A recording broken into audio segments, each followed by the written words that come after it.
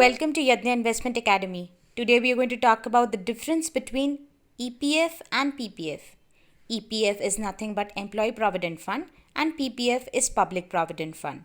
EPF and PPF are both long-term savings instruments and both intend to provide income security in the retirement days. But EPF is for salaried people of the private sector and PPF is for self-employed and workers of the unorganized sector. Any resident Indian can open a PPF account, even minors can open a PPF account. It is compulsory for private sector employees who earn less than or equal to 15,000 rupees as their basic plus DA to contribute towards Employee Provident Fund. And it is voluntary for people who earn more than 15,000 rupees as their basic plus DA to be a part of EPF or no. When you are a part of EPF, you need to contribute 12% of your basic plus DA. In EPF, employer also makes an equal contribution where 3.67% out of the 12% of the employer contribution goes into EPF account, whereas 8.33 goes into employee pension scheme. In case you wish to contribute more than 12% of your basic plus DA into your EPF account, it is not compulsory for the employer to contribute over and above 12% of what he is already contributing. In case of PPF, the minimum contribution is 500 rupees each year and a maximum contribution of 1.5 lakh rupees can be made. As far as the taxation goes, in case of EPF, the employer contribution is tax exempted and the employee contribution can be claimed for tax deduction under the overall limit of the section ATC, which is 1.5 lakh rupees. In case of PPF, whatever contributions you make can be claimed for tax deduction under the overall limit of the section ATC, which is again 1.5 lakhs. The Government of India decides the interest rates to be paid over EPF and PPF accounts. Currently, the EPF rate is 8.75, whereas the PPF rate is 8%. The Government of India decides the PPF interest rates based upon the prevalent economic conditions. It is usually in line with inflation or 0.25 or 0.5 higher than the rates of 10-year government bonds. Employee Provident Fund Organization, which is a government body, handles the EPF.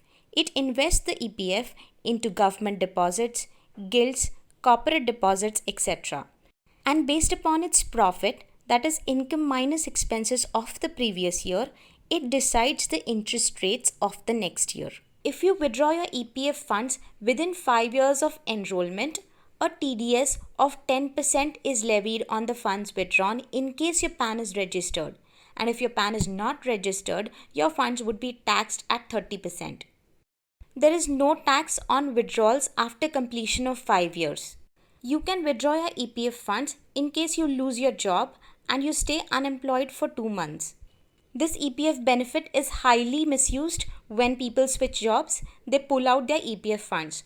But ideally, you should transfer your EPF funds from one employer to another when you switch jobs.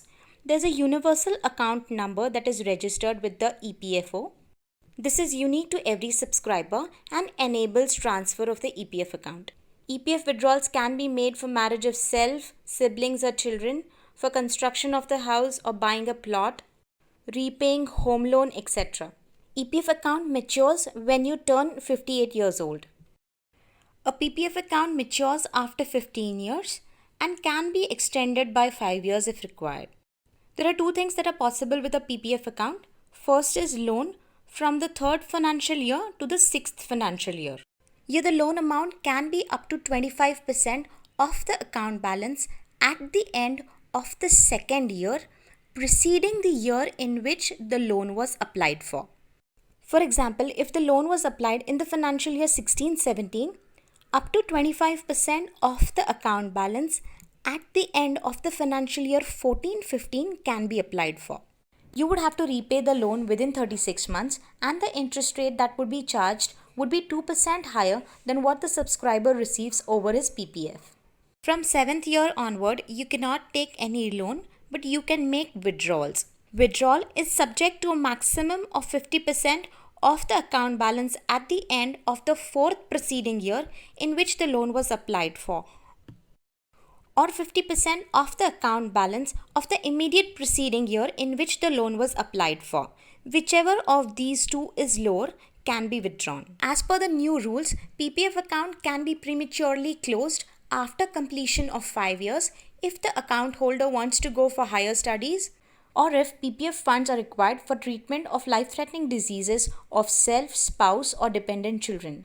EPF has a complete EEE status, that is, the investment, the interest accrued, and the withdrawal is completely tax-free, except in the condition where you withdraw before completion of 5 years since enrollment. Whereas PPF has complete EEE status. Hope after watching the video, you know the difference between EPF and PPF along with its features. Thanks for watching the video. Watch this space for more such topics. Until then, happy investing. If you have any questions, let us know in the comment section below our videos. And if you like our videos, please do subscribe. Thank you.